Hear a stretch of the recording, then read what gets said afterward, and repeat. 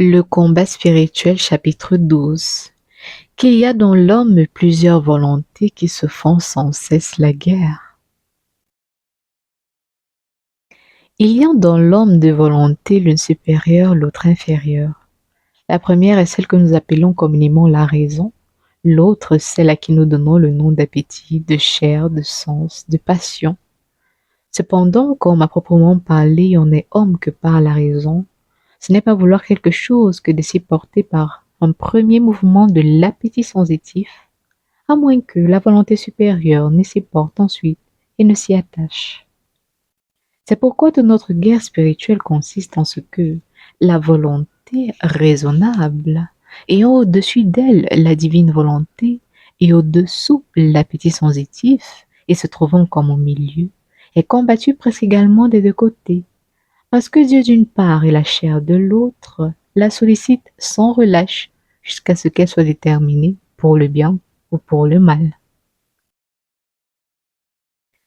C'est ce qui cause des peines inconcevables à ceux qui, dans leur jeunesse, ayant contracté de méchantes habitudes, prennent enfin la résolution de changer de vie, de dompter leur chair et de rompre avec le monde pour se dévouer entièrement au service de notre Seigneur. Car leur volonté est en même temps attaquée avec beaucoup de violence par la volonté divine et par l'appétit sensitif. Et de quelque côté qu'elle se tourne, elle ne peut résister qu'avec peine à de si rudes attaques. Ce combat n'a pas lieu dans ceux qui, depuis longtemps, se sont fait une habitude ou de la vertu ou du vice, et qui, ayant pris leur parti, veulent toujours vivre comme ils ont vécu. Car les âmes saintes se conforment à la volonté de Dieu, et c'est le vice a corrompu n'écoute que la sensibilité. Mais que l'on ne s'imagine pas pouvoir acquérir les vertus véritables et de servir Dieu comme il le faut, si l'on est dans la résolution de se faire violence à soi-même, de vaincre la difficulté qu'il y a de renoncer à tous les plaisirs du monde, soit grands, soit petits, auxquels le cœur tenait par quelque attachement criminel. De là vient qu'il se trouve si peu de gens qui arrivent à un haut degré de perfection, car, après avoir surmonté les plus grands travaux, ils perdent courage et ne peuvent continuer à se vaincre. Quoiqu'il n'ait plus que de légers combats à soutenir,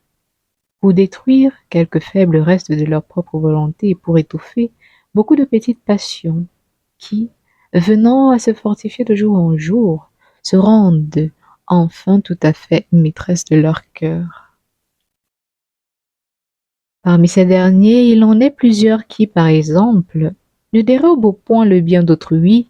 mais ils aiment le leur passionnément. Ils n'usent pas de moyens illicites pour se procurer des honneurs mondains, mais, bien loin de rejeter, comme ils le doivent, ces vains honneurs,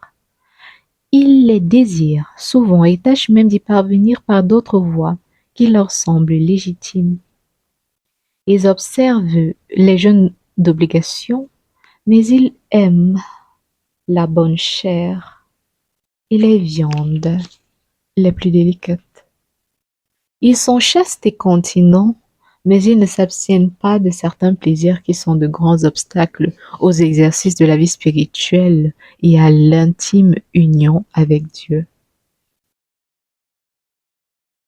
Comme donc ces choses sont dangereuses pour toutes sortes de personnes, et particulièrement pour celles qui n'en craignent pas les suites funestes,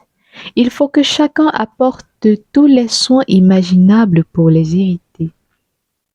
Sans cela, il est impossible qu'on ne fasse la plupart de ces bonnes œuvres avec un esprit de tiédeur et qu'on y mêle beaucoup d'amour-propre, d'imperfection cachée, de respect humain, d'estime de soi-même, d'envie de paraître et d'être applaudi du monde.